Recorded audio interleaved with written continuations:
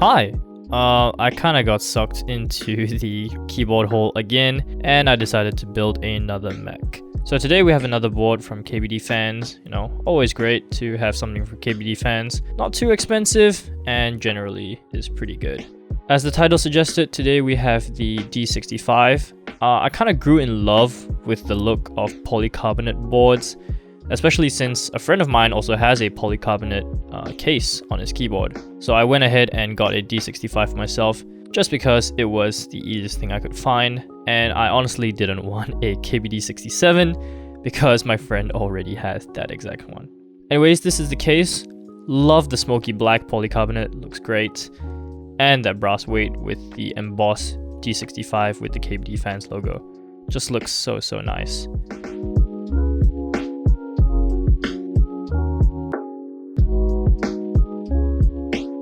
On the sides, you can actually see where the gaskets are.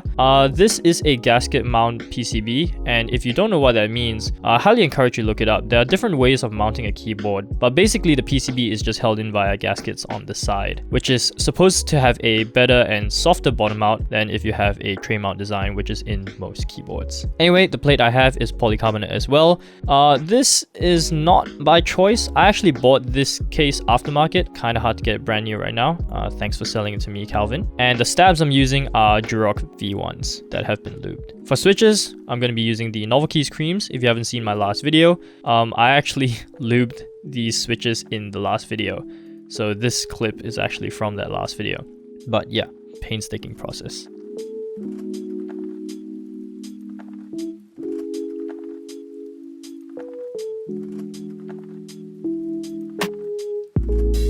And anyways, since I don't have enough creams because I wanted to leave some unlubed, we have some Gateron milky yellows that I lubed from the last video as well, just to fill in the remaining modifiers. Okay, for the keycaps. These are some knockoff GMK Metropolis. I got these for pretty cheap, about 50 bucks, and actually they don't look too bad.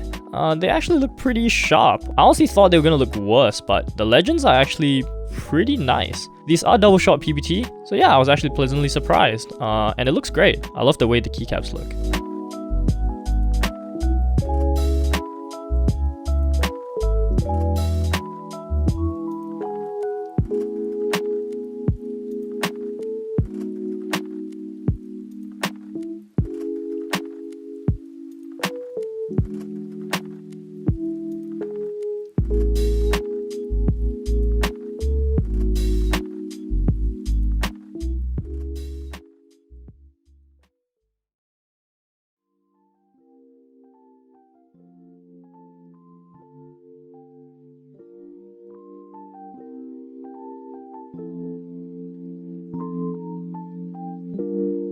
So, that's the keyboard. Honestly, I love the look of this. I love the polycarbonate, and it just looks so nice to me. The PCB is configurable via VIA, or VIA. Sounds really weird to say that. VIA is just really good. So much better than QMK. I hated QMK. So yeah, getting VIA is really nice, and remapping keys is actually super easy. There's a built-in key tester, which is super helpful as well. But yeah, VIA is just a great all-around software just to, if your PCB is compatible with it, absolutely use it.